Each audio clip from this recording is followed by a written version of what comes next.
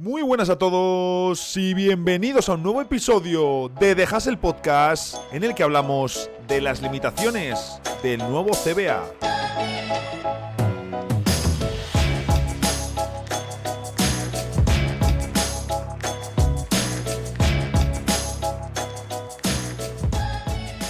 Mira que yo no quiero rajar todos los días, pero me lo ponen demasiado fácil y oye, así de paso traemos contenido al podcast. Este domingo tuvimos en el partido de mi equipo, con diferencia y de largo, el peor arbitraje de la temporada. El peor arbitraje de la temporada. Sí que quiero decir, para compensar y para reflejar la realidad, que lo cierto es que hasta ahora no habíamos sufrido arbitrajes terribles. No habíamos sufrido arbitrajes terribles. Errores, como podemos cometer todos, como cometemos los jugadores. Pero es que además lo de este domingo ha sido grosero porque ha ejemplificado uno de los mayores problemas que tiene el arbitraje. Como digo, es algo que hacen los árbitros en prácticamente todas las categorías. ¿Por qué narices compensan cuando un equipo tiene menos jugadores? Unos van con 12 jugadores, que es lo que nos pasó a nosotros, y los otros van con 7. Yo no sé si es porque tienen discusiones internas, porque tienen lesiones, porque falta compromiso. Yo no tengo ni puñetera idea. Pero, oye, ¿por qué narices lo igualas? ¿Por qué narices lo igualas? Es como cuando tratan de igualar la diferencia física que hay en un partido. No, es que claro, como eres más grande que él, como estás más fuerte, bueno, pues que la otra persona vaya al gimnasio. ¿Qué quieres que te diga? O no señales falta en ataque, salvo que evidentemente lo sea. Pero me parece mucho más grave el tratar de compensar por número que hacerlo por cuerpo. E incluso el tema de compensar por cuerpo hay una parte que puedo llegar a entender. Pero lo de compensar por jugadores es una de las mayores idioteces que hacen y por desgracia está muy extendido. Y como digo, lo ves en todas las categorías donde hay árbitros. En este caso, nosotros íbamos los 12, ellos iban 7, lógicamente se pegaron una amplia parte, o casi todo el partido, defendiendo en zona y aguantaron muy bien, ¿eh? Fue el típico partido así de barro que se pone muy complicado y que los árbitros, desde luego, no es que no ayudasen, es que lo que hicieron los árbitros fue hacer un partido todavía más complicado y todavía de más barro. Ya sabíamos un poco lo que nos íbamos a encontrar, pero como os digo, es que fue un auténtico despropósito. El árbitro principal se equivocó, cometió errores, o los hizo a propósito, porque claro, uno ya no sabe lo que pensar. Pero bueno, íbamos ya un poco avisados, además también del tipo de árbitro que era. Pero lo de la segunda, de verdad, absolutamente demencial. No pitaba, ni aunque nos pusiesen un cuchillo en el cuello con ella delante. Era una cosa absurda. Entonces ya dices, oye, no sé si es que eres muy mal arbitrando y no deberías arbitrar nunca jamás, o si estás condicionada porque como ellos son 7 y no pitas absolutamente nada. Yo creo que ella era directamente muy mala, porque es que no pitaba nada y se daba una acción por línea de fondo, con ella en línea de fondo y en cabecera, o en, digamos, más cercano al centro del campo, estaba su compañero y pitaba su compañero, que también nos permitió a nosotros algunas posesiones en las que hubo faltas muy claras, pero que entiendo para compensar un poco otro de los grandes problemas arbitrales, pues no señalaban esas acciones. Pero como ya os digo, el tema de, oye, vamos nosotros, y lo podéis ver, como os digo, en categorías inferiores también, incluso en ligas más profesionales, os vais a encontrar que esos árbitros dicen, pues si en un equipo hay 11 y en el otro equipo hay 6, pues bueno, pues el equipo de 6 va a tener el listón para las faltas muchísimo más elevado, muchísimo más arriba que el equipo de 11. ¿Qué dices? Vamos a ver. ¿Qué mensaje me estás mandando? Que aunque yo tenga 11 o 12 jugadores disponibles y comprometidos para ir, que eso habla bien de nuestro equipo, ¿me interesa más ir con 7 al partido? ¿Me interesa más ir con 8? Porque entonces el límite de las faltas, el escalón donde ponéis las faltas para medirlas, está más arriba.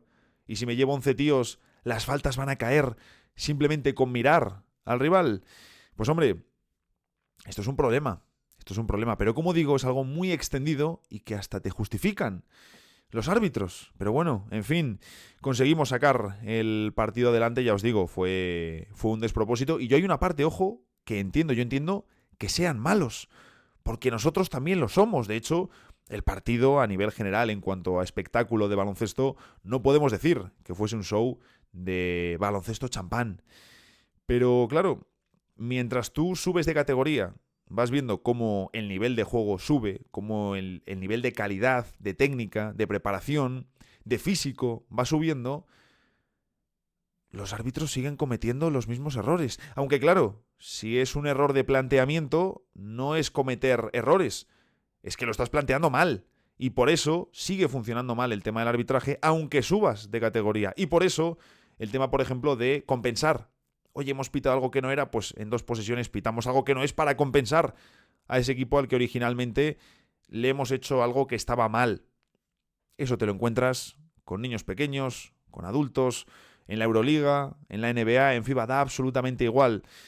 Y ellos te lo siguen justificando. Yo simplemente espero el día que se les ocurra a nivel interno decir, oye, ¿y si ofrecemos un poco más de autocrítica a los jugadores?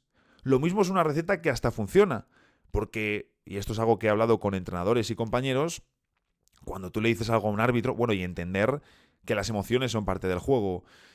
Cuando un árbitro, tú le dices, oye, acaba de ser esto y has pitado tal, o no lo has pitado.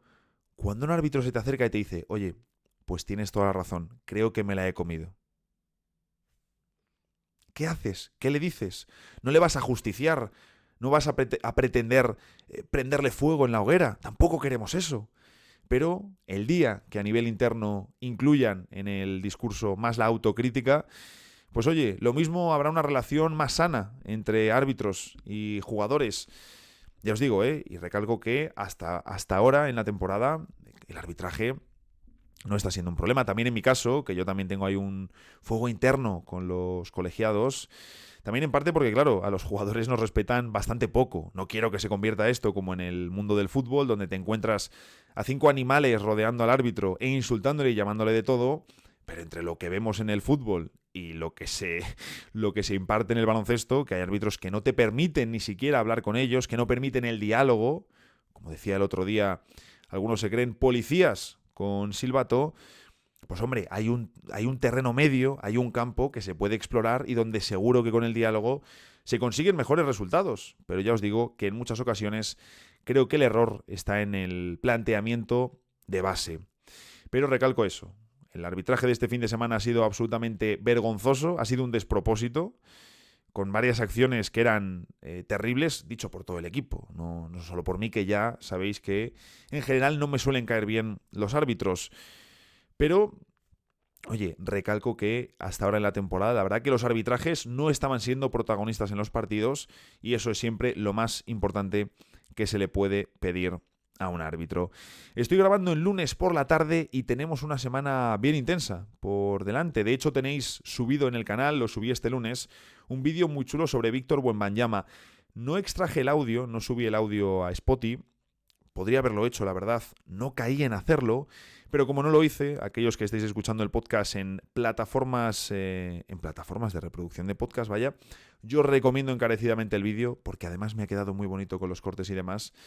Y oye, que me ha quedado muy chulo el vídeo, las cosas como son. Esta semana tendremos mucho vídeo, tendremos mucho contenido, porque además se nos acerca el límite de traspasos y eso, como siempre, supone mucho trabajo. Bienvenidos a The Hustle Podcast.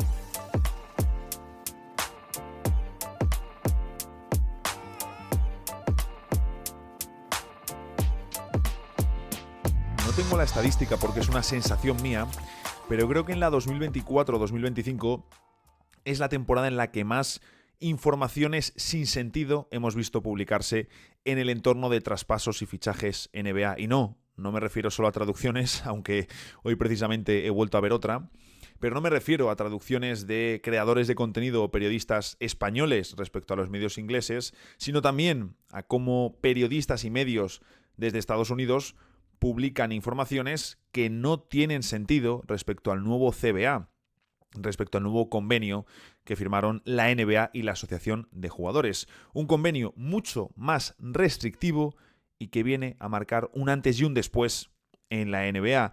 Por supuesto, el caso más claro de todos es el de mis Phoenix Suns, que están muy condicionados por esta nueva norma, por ese famosísimo segundo apron, pero en el que nos encontramos también a otros equipos. No son muchos en esta nueva era de la NBA, pero a Phoenix le acompañan Boston Celtics, Milwaukee Bucks y Minnesota Timberwolves. Esos son los 4 equipos que están en el peligrosísimo segundo apron, esa zona que infunde terror a las franquicias NBA, pero claro, que condiciona a toda la liga, ya no solo por los equipos que están en el segundo apron y las potenciales negociaciones que hacen o dejan de hacer por las restricciones que tienen, sino que también hay equipos que están en el primer apron, pero que están muy cerca del segundo escalón. Ya tienen ellos restricciones, ni mucho menos tan severas como las del segundo escalón, como las del segundo apron, pero de la misma manera, tus movimientos están condicionados a no acercarte a ese segundo apron, porque es terrible todo lo que supone. Pero, como os digo, estamos viendo que en el caso de los Phoenix Suns es lo más evidente, ¿no? Se está hablando mucho en las últimas semanas del fracaso de los Phoenix Suns. Lo hablamos en el último Jueves de NBA, también en la sección de Pick and Click, que tenéis también extraída en un vídeo aparte. Y todo parte de una premisa muy clara. Y es que no te puedas permitir el contrato de Bradley Beal. Tú, por supuesto, puedes juntar 3 contratos como los de Bradley Beal, Devin Booker y Kevin Durant. Lo puedes hacer, sabiendo las restricciones que todo ello supone y sabiendo lo que va a suponer de cara a futuros movimientos. Y por supuesto también en cuanto a impuesto de lujo, pero eso lo paga el propietario, así que a nosotros nos da bastante igual. La cuestión no es tanto de si te puedes permitir o no el contrato de Bradley Beal. Te lo puedes permitir. El problema es que se da la diferencia que hay entre el rendimiento y el contrato de Bradley Beal. Ahora más que nunca, se va a pagar muy caro, vamos, y la expresión es la más adecuada, se va a pagar más caro que nunca que tú tengas a un jugador de 50 millones y que no rinda como lo que debería ser un jugador de 50 millones. Por eso, en parte, nadie quiere a Zach LaVine. Porque meter a Zach LaVine en tu equipo, un contrato tan grande, es un riesgo importante. Oye, ¿va a funcionar este jugador? La realidad es que nunca sabes cómo te va a funcionar un jugador cuando le metes en tu equipo.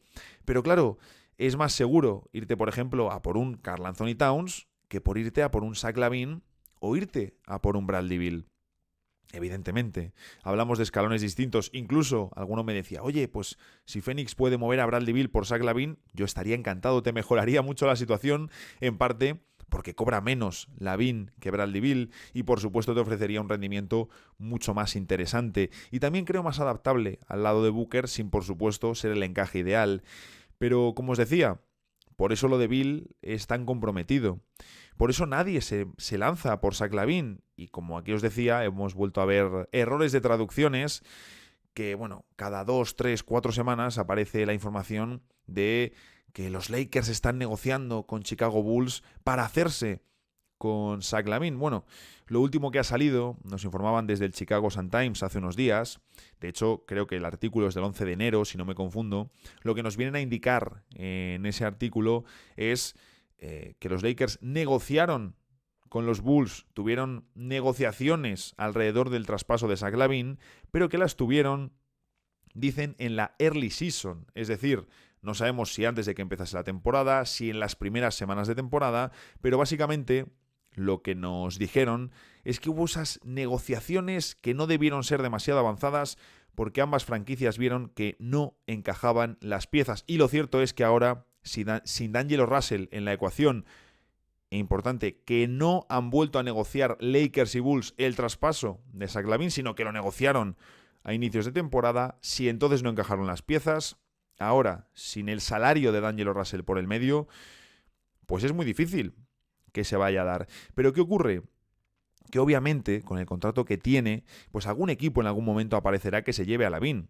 Quizá cuando le quede un año de contrato. Quizá un equipo muy desesperado que se quiera hacer con él en una off-season si otra pieza importante no está rindiendo bien y pagarle algún tipo de compensación salarial. Pues oye, eso a lo mejor se puede dar.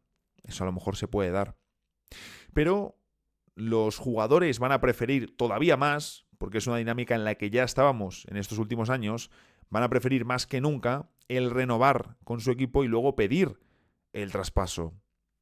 Lógicamente, sin ninguna duda.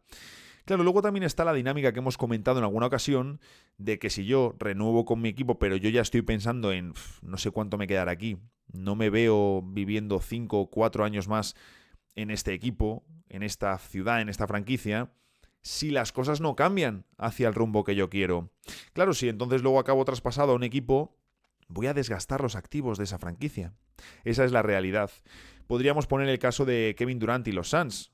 Aunque tú ahí pagaste muchos activos, entre ellos dos jugadores como Michael Bridges y Cameron Johnson, además de rondas del draft, la realidad es que el traspaso que ha comprometido a los Phoenix Suns ha sido el de Bradley Beal. No tanto por lo que diste en ese movimiento, que diste a Chris Paul y a Landry Shamet, es decir, y una segunda ronda. En cuanto a términos de lo que metiste en el traspaso, no fue un traspaso comprometido. El problema ha sido meter el salario de Bradley Beal, unirlo a Booker y Durant, formar ese segundo apron y tener a un Bradley Beal que, sin estar jugando mal, no rinde como debería rendir un jugador de 50 millones. Tendremos que ver también un caso como el de De'Aaron Fox. Si no quiere renovar, Sacramento le moverá. Pero también es cierto que el equipo está reanimándose. Aunque también va a ser suficiente que los Kings se reanimen para convencer a Fox de seguir en una franquicia como Sacramento Kings, que pocos motivos le ofrece la verdad para seguir allí en California. Lo más lógico sería decir, oye, pues si me quiero mover, me voy en la agencia libre. Si voy a renunciar a X millones, bueno, puedo intentar firmar con ese equipo a lo mejor un contrato de 2 o 3 temporadas para luego intentar firmar por más años y por más millones, por supuesto. O directamente firmar los 4 años, saber que no voy a sacar tanto dinero, pero me estoy uniendo a un equipo sin desgastar sus activos. Es una opción, desde luego, bastante interesante. La pregunta es, ¿toda esta dinámica va a limitar los traspasos de estrellas? Yo creo que no, una parte sí, pero lo que vamos a ver es, por supuesto, más cautela. Más cautela. Habrá menos traspasos a la Bradley Beal y más a la Karl Anthony Towns.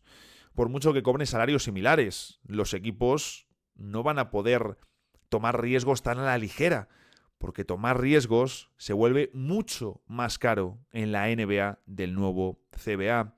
Tú hasta ahora, si lo de Bradley Beal no te salía bien, pues hombre, era un golpe importante. A lo mejor ibas a ver cómo perdías un par de ventanas de negociaciones, un verano, un mercado de traspasos, y en el siguiente verano ya podías empezar a mejorar la situación, más una temporada perdida de competir, ojo, que eso también es importante, pero ibas a poder reconducir la manera. En la NBA actual se vuelve mucho más complicado. Como digo, tomar riesgos se vuelve mucho más difícil. Pero claro, tenemos que preguntarnos también qué es lo que te da éxito en la NBA si lo que buscas es competir, claro, porque hay franquicias que su éxito de una temporada reside en perder el mayor número de partidos posibles y llegar con opciones a la lotería del draft, mientras por el camino han ido traspasando a sus mejores jugadores. Como digo, si buscas competir, aparte, por supuesto, de contar con el poder de las estrellas, tener 1 o 2 estrellas en tu plantilla que sean poderosas, necesitas equilibrio y continuidad. Y, por supuesto, tener clara cuál es la filosofía de tu equipo.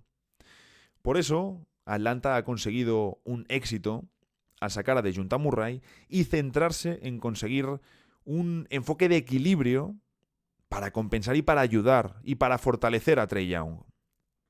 Por eso Phoenix fracasa al no compensar ni equilibrar la plantilla, sobre todo el quinteto titular. Todo al ataque, sin el encaje ideal, pero es que además no contamos ni con atletismo ni defensa, porque los activos no me dan para añadir jugadores por ahí. Y el atletismo y la defensa son elementos imprescindibles en la NBA actual, si quieres competir. Por eso también Houston es un caso de éxito. Primero, por acelerar la reconstrucción de cara a competir, una reconstrucción de estas que además olía a interminable. Y por supuesto, por meter físico y defensa como 2 elementos imprescindibles para competir en la NBA de hoy en día. ¿Falta tiro? Sí, podrían tener más dosis de tiro, sin ningún tipo de duda, pero también cuentan con veteranos que dan sentido al juego colectivo. También podemos hablar de fracaso, en este caso de reconstrucción, en el caso de Utah Jazz, porque se alarga y se alarga. Tampoco aprovechan a Lauri Markkanen, pero es que ni siquiera están avanzando en la reconstrucción, están ahí en una especie de camino medio, donde siguen instalados en el fondo de la liga sin dar visos de mejora. Condicionados, por supuesto, porque no tienen su propia ronda del draft, ¿vale?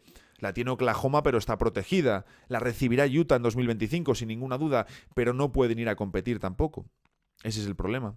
Y muy probablemente 2026 sea otro año al fondo para Utah Jazz, sin ofrecer grandes dosis de mejora, salvo que te aparezca un Cooper Flagg en la ecuación. Te vas a quedar a Mark Cannon, te vas a quedar a Walker Kessler, al que vas a tener que renovar el próximo verano, bueno, cuando empiece la próxima temporada. Porque lógicamente Walker Kessler y su agente no demandarán el mismo dinero si juegas en Los Ángeles Lakers como pivot suplente y compartiendo minutos con Anthony Davis cuando éste juega al 4, que si eres uno de los jugadores más importantes del proyecto en Utah. Pero como digo, los dineros que le pueden pedir a una franquicia y a la otra son diferentes, desde luego, porque tu rol y tu protagonismo también lo son. En fin, que al final en la NBA se necesitan muchas cosas para competir y también necesitas suerte. Pero estamos viendo cómo el equilibrio y la consistencia son absolutamente claves. Bueno, en este caso Utah, desde luego, está siendo consistente. Consistente en el fondo de la liga, pero no como un ejemplo que debamos enfatizar de reconstrucción, mientras que los Rockets sí que lo son. Por supuesto, otro elemento reforzado con el nuevo convenio, con el nuevo CBA, es que mover primera ronda será mucho más caro, será mucho más difícil, ya lo estuvimos comentando, como por veteranos por los que se pedían incluso varias primeras rondas. Las franquicias ya han ido rebajando sus expectativas. De hecho, se supone que Nikola Vucevic estaría incluso disponible para salir traspasado por varias segundas rondas. Y hemos visto incontables casos, ¿no? Aunque esto lleva ya desde hace mucho tiempo, como las franquicias, lógicamente, les ponen precios elevados a sus jugadores. Y no les importa esperar hasta conseguir el precio adecuado. Pero incluso traspasos como el de Michael Bridges, 5 primeras rondas, aunque esas rondas no deberían ser increíbles porque los Knicks van a ser y son muy competitivos, vamos a ver cómo los equipos son más reacios. Son más reacios. Por supuesto, Oklahoma es el equipo que tiene más rondas. Tiene muchas. Y eso les da poder. Pero también les van a pedir más rondas que a otros equipos. Un elemento que hemos comentado en ocasiones. Y por supuesto, las rondas tienen diferente valor. Y ahí debemos preguntarnos, oye, ¿qué vale más en un traspaso? ¿Qué vale más para un ejecutivo que quiere recibir esa ronda a cambio de uno de sus jugadores protagonistas? ¿Qué vale más? Una primera ronda, vamos a ponerle del 2030, de Los Ángeles Lakers, protegida al top 3, por si acaso. O una primera ronda del 2027 de Miami, protegida también al top 5, vamos a ponerle. Pues hay que preguntárselo, porque aunque un equipo a lo mejor tenga menos rondas disponibles para entregar, si se percibe que esa ronda puede ser mucho más valiosa, aunque luego no lo sea, que no tenemos ni puñetera idea, ahí es donde está el juego que realizan los equipos NBA, pura especulación, debemos preguntarnos qué rondas valen más. Y esto es un elemento absolutamente clave. Incluso puede valer más esa potencial calidad de la ronda antes que cantidad de rondas. Y ahí, por supuesto, dependerá de cada ejecutivo. Por ejemplo, con esa ronda del 2030 de Lakers, que no me la he inventado, es una de las que puede mover la franquicia de Hollywood en este próximo mes, tienen vías realmente los Lakers para meter uno e incluso dos traspasos muy potentes. Es que pueden hacerlo. Pueden hacerlo. Depende, por supuesto, de cómo se agite el mercado y de qué competidores les aparezcan por X jugadores.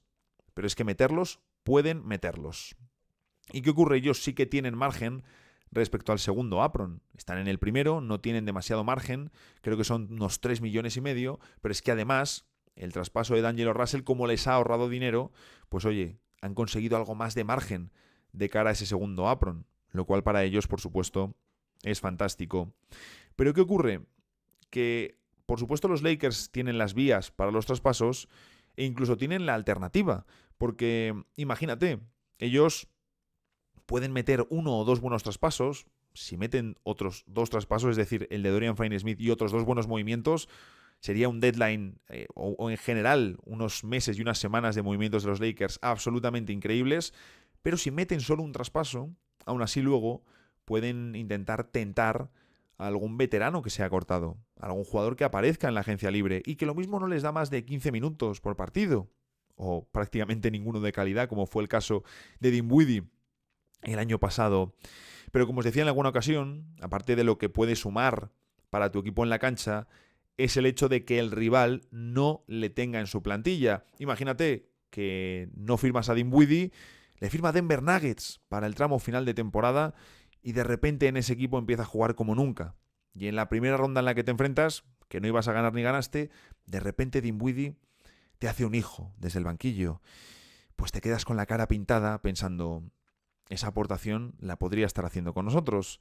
Entonces, mejor firmar a esos jugadores aunque luego ofrezcan un rendimiento decepcionante, que dar la posibilidad de a ver si se van a unir al otro equipo y por lo que sea se van a poner a jugar mejor que nunca. Entonces los Lakers, por ese pequeño margen que tienen respecto al segundo apron y los activos que tienen, cuentan con vías para mejorar y la alternativa, cada vez menos común, pero que siempre está ahí, de que aparezca algún veterano interesante en el mercado de agentes libres cortados. Pero es que en el caso de Phoenix, que es de los equipos del segundo apron el que más claramente necesita moverse, Minnesota tampoco está, desde luego, para tirar cohetes. Milwaukee también necesita algún movimiento, pero sin ninguna duda Phoenix es el más necesitado de todos. Los Suns no tienen ni las vías ni las alternativas. Como digo, están metidísimos en el segundo apron. Hablamos en este caso del equipo más caro de la historia de la NBA, que si ya lo del año pasado fue ridículo y decepcionante, lo de este 2025 puede dejar a lo de 2024, vamos, en un auténtico chiste. Y realmente Phoenix solo tiene dos opciones: o seguir para adelante,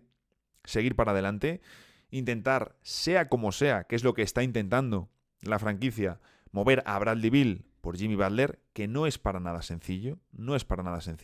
Bradley Beal no se cierra a la opción de salir, de hecho ahora está saliendo desde el banquillo.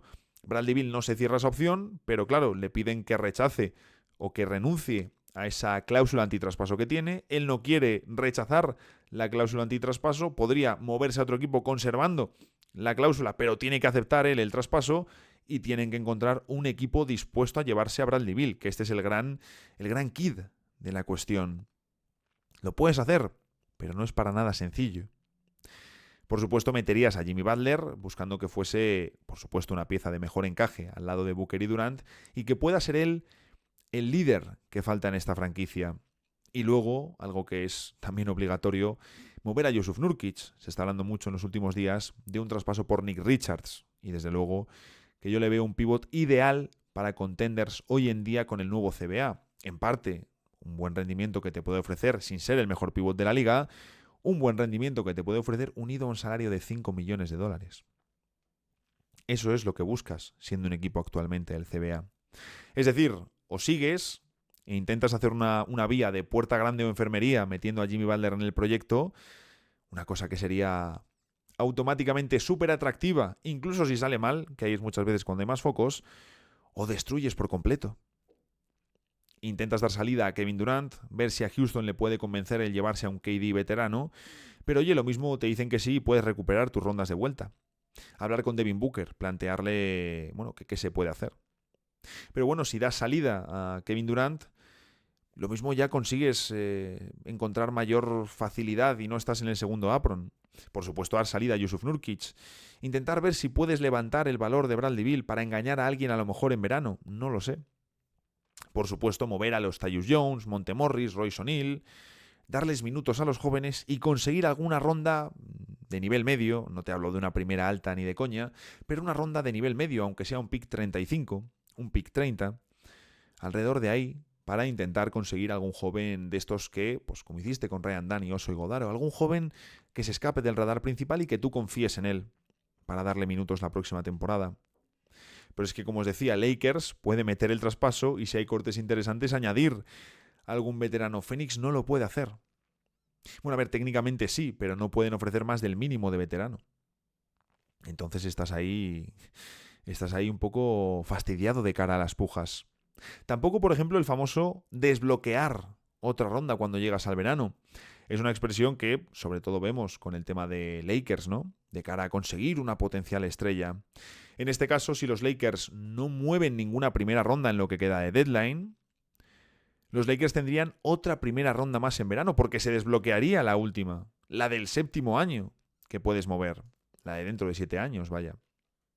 Y de esa manera los Lakers, si no mueven ninguna primera ronda de aquí a que se cierre el mercado de traspasos, pues los Lakers lo que sí que podrían hacer es, en verano, combinar sus primeras rondas de 2029 y 2031 en el mismo traspaso. Y oye, si tienes fichas salariales y 2 primeras rondas, pues ya te puedes plantear movimientos muy serios. Muy serios, porque además son primeras rondas muy interesantes y muy jugosas para muchas franquicias. Phoenix no se puede plantear esto, vaya. No se lo puede plantear. Vamos a vivir el primer deadline de la NBA full nuevo CBA. Sí, es cierto que el año pasado ya estaba en vigor, etcétera, etcétera. Sí, pero parece que hay muchos equipos que no se habían enterado. Da la sensación de que a varias franquicias les ha pillado, completamente lo del nuevo CBA. Que haya aficionados o seguidores que no sepan exactamente lo del segundo apron, algo les suena, es completamente normal. Que a un ejecutivo le pille esto ya es bastante más cuestionable. Vamos a ver ahora cómo actúan, el uso y el valor que le dan a las rondas, cómo especulan con ellas. El puesto que ganan las segundas rondas, quizás hasta que alguien diga, oye, es que las segundas rondas no valen tanto, ¿qué estamos haciendo con ellas? Bueno, continúen. También el valor de los expirings, que parece o apunta a ser más alto que nunca. Va a ser un deadline diferente, influenciado por este CBA, que aplica, ojo, hasta la temporada 2029-2030. 7 temporadas en total. Y hablamos desde luego de un cambio drástico en el funcionamiento de la NBA. Es cierto, eso sí, que se puede modificar con negociaciones, claro. Pero veremos un poco cómo evoluciona el dibujo. Darle un par de temporadas a esto y ver cómo se comportan los equipos. Porque además recordemos otra de las restricciones. Si un equipo está en el segundo apron en 3 de 5 temporadas...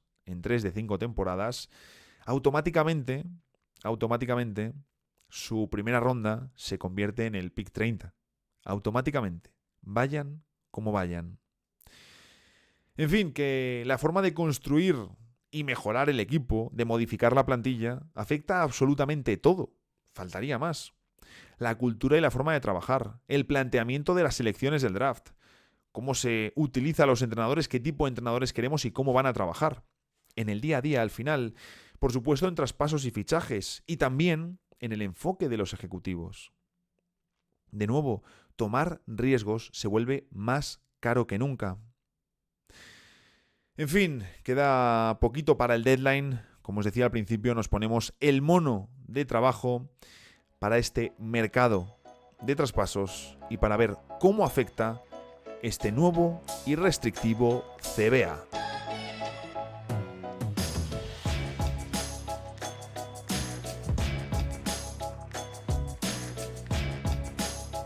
Hoy es lunes y eso en The Hustle Podcast significa que tenemos la sección de estadísticas, que ya sabéis que es la más maltratada del canal y que según toca pues la vamos quitando y poniendo. Pero hoy es un día muy pertinente para recuperar la sección de estadísticas y hablar de los Indiana Pacers.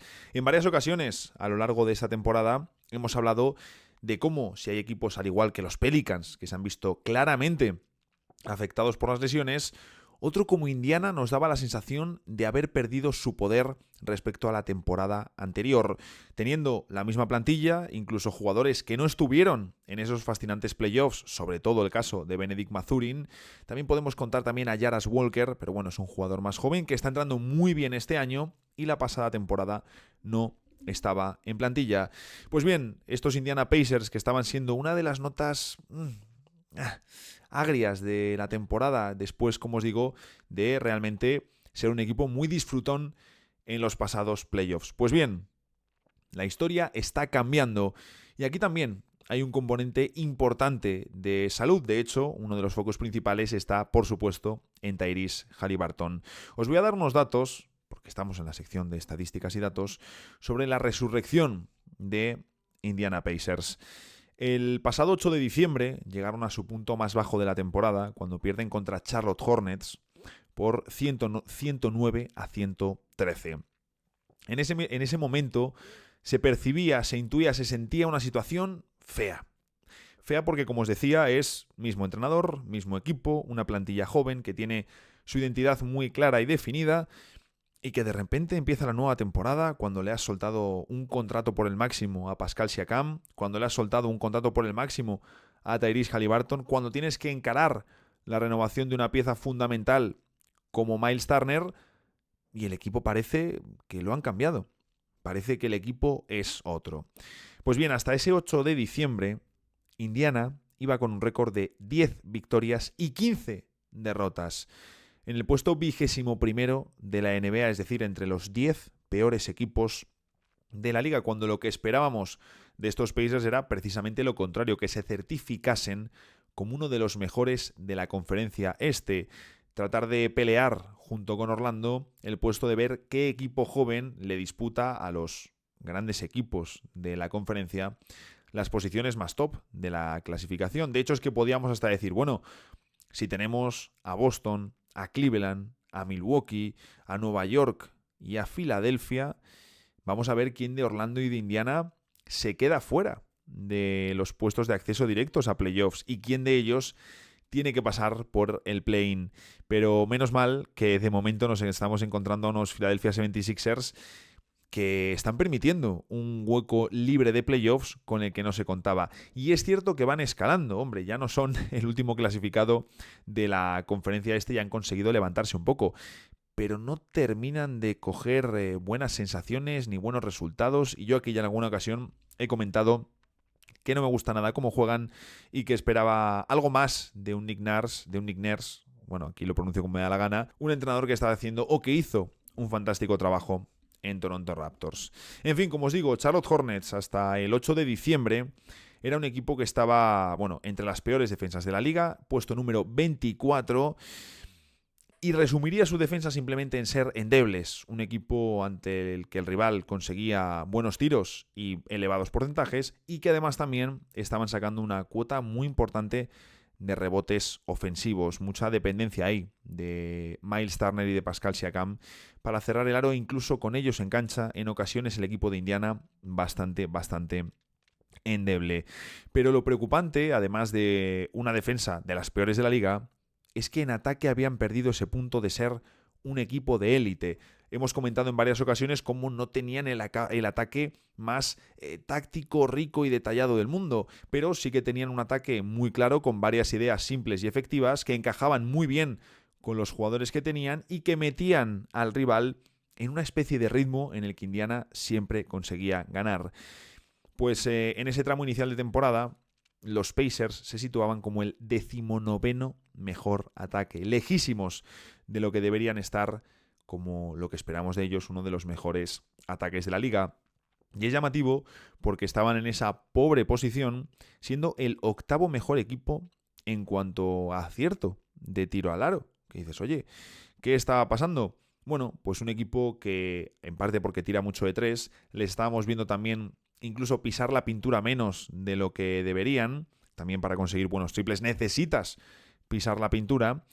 Estaban en un ratio muy bajo de tiros libres obtenidos por cada tiro lanzado, un ratio que te mide, pues aparte la dieta del equipo en lanzamiento, cómo están lanzando, también te mide la agresividad del equipo, y también estaban muy mal en rebote ofensivo, un aspecto donde yo honestamente no espero tanto que este equipo sea top, no espero que sean un equipo que funcione en el rebote ofensivo. Tú, si eres un gran ataque, lo normal es que en una categoría vayas muy flojo, y eso ya está completamente influenciado por el estilo de equipo que tienes, por la filosofía que tienes y los jugadores que has conseguido para llevar a cabo esa filosofía. Pero otro dato muy preocupante es que estaban completamente a mitad de tabla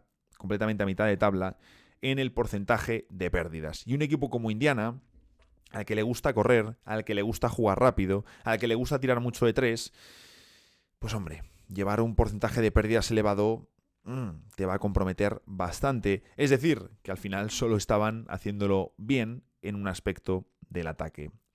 Y es cierto que seguían siendo un equipo de ritmo elevado, pero claro, Haliburton flojo, lejos del nivel All-NBA que estábamos viendo en la temporada anterior, por esa lesión que fue arrastrando, y también porque si miras, Haliburton lleva bastante tiempo sin descansar como tal, solo ha descansado cuando se ha visto obligado por lesiones. Por supuesto también las ausencias de Aaron Nesmith, fundamental, y de Andrew Nembhard, pieza de equilibrio total al lado del amigo Haliburton. También Ben Shepherd, que es yo creo la gran irrupción, quitando a Jarrett Walker, por supuesto que ya podíamos intuir de él algo más, pero de Ben Shepherd yo no esperaba que fuese a entrar tanto en la rotación, entiendo que también motivado por la baja de Nesmith, pero Shepherd también se ha perdido partidos. TJ McConnell, tengo la sensación, siendo uno de los mejores valores seguros de los banquillos NBA, que ha bajado un poquito. Y Jarrett Walker, como os digo, un tipo que encanta al aficionado de los Pacers, que mola mucho por lo que se intuye que puede llegar a ser un techo muy elevado este jugador. Jarrett Walker sigue siendo evidentemente un tipo irregular. Y luego encima empiezas la temporada con dos pivots suplentes. A Isaiah Jackson, un jugador que a mí me gusta, sin ser ninguna maravilla, terminaba el contrato, por cierto, y luego una nueva oportunidad para la carrera de James Wiseman, además en un equipo donde dices, oye, pues parece que aquí encaja bastante bien, juegan mucho bloqueo directo, alimentan las continuaciones de Siakam y también las situaciones de Miles Turner, y tienen un ritmo donde James Wiseman, como pivot de tamaño, pero con buena movilidad, parece encajar bastante. Menos mal que a las dos lesiones de final de temporada de Isaiah Jackson y James Wiseman, porque se quedaban sin pivot suplente, pudieron responder con el traspaso prácticamente regalado de Thomas Bryant desde Miami, un jugador que, recordemos, el caso de Thomas Bryant es muy llamativo, es un jugador que ha entrado muy bien, pero muy bien en la rotación de Indiana, un tipo que en los Lakers hace un par de años estaba encantando y enamorando. Pero encantando y enamorando por la producción que daba como pivot con tiro, que podía jugar con Davis y podía jugar sin Davis, que era un suplente que daba anotación. Los Lakers le regalaron a Denver porque Thomas Bryant quería más minutos. En Denver no jugó absolutamente nada, se va a Miami. Yo pensaba que en Miami le iban a dar chance como pivot suplente de Adebayo, no le han dado nada de bola y ahora ha llegado a un equipo donde de nuevo otra vez puede ofrecer un buen rendimiento y de hecho aquí sí que tiene incluso sentido a medio plazo como pivot suplente desde el banquillo.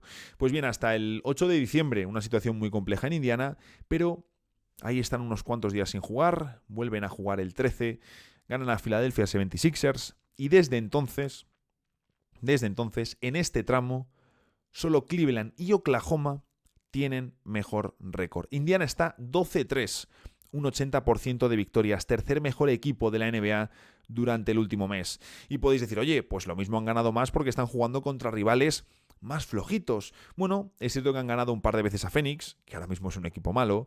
Han ganado también a Brooklyn Nets, han ganado a los Pelicans, a los Bulls, a los Warriors en un par de ocasiones. Pero es que también ganaron a Boston y vienen de ganar a Cleveland. Por eso esta sección para Indiana Pacers, porque vienen de ganar a Cleveland en la noche del domingo al lunes.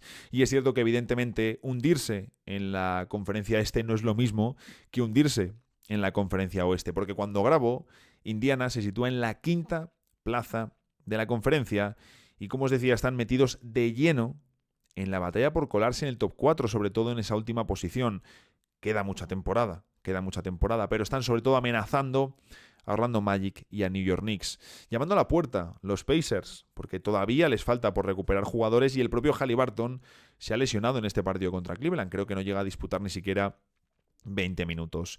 ¿Qué estamos viendo ya? Pues para empezar, un cambio fundamental en el ataque. El ataque de Indiana vuelve a estar entre las mejores ofensivas de la liga. Desde el 13 de diciembre son el tercer mejor ataque. Han, mejorado una barbaridad en este sentido.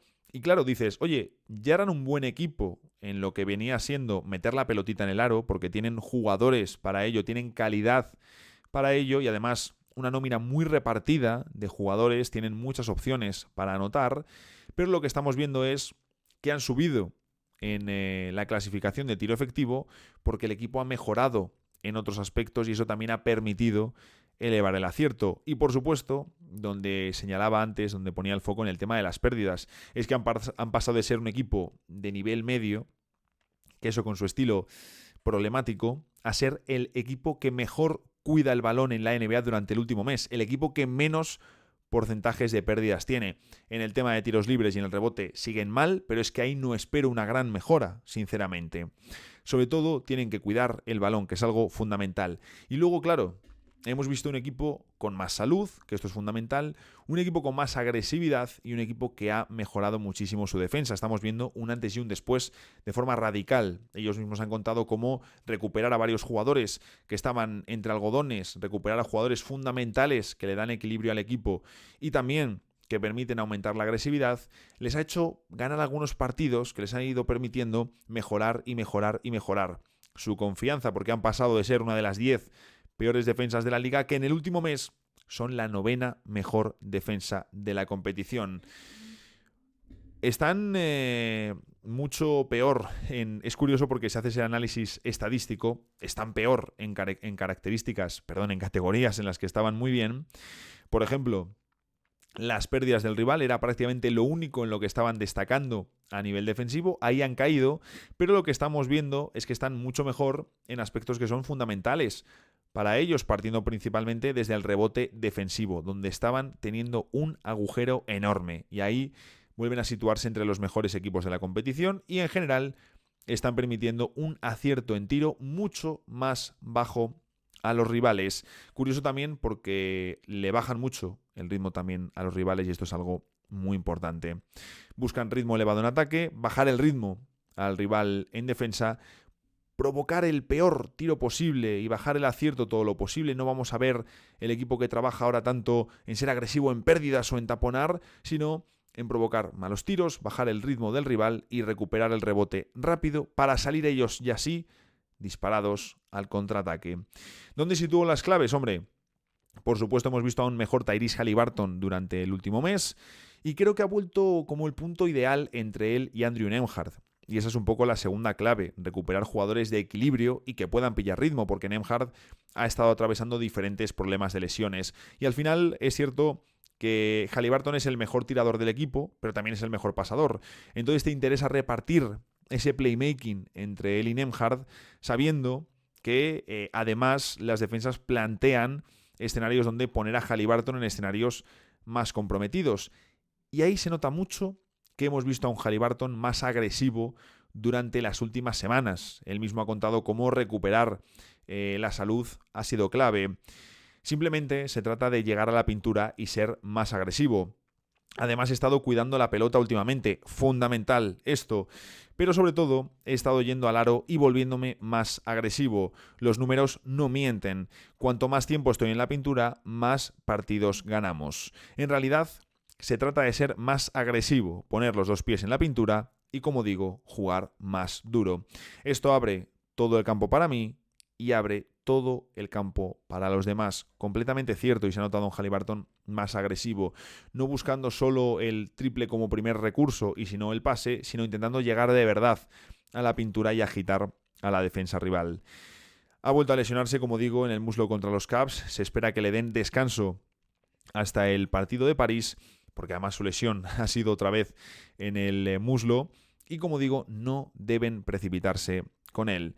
La segunda clave que os conectaba ya con la primera, recuperar a esos jugadores que le dan equilibrio al equipo. Nembhard es fundamental para el funcionamiento de estos Indiana Pacers y todavía falta Aaron Nesmith, que te va a dar menos talento que Benedict Mathurin, pero creo que le va a dar todavía más equilibrio al quinteto titular y te va a permitir dejar a Mathurin como jugador para el banco, si es que quieren hacer eso, o mantener a Mathurin, que está haciendo una notable temporada, y dejar a Nesmith como jugador de rotación para el banco.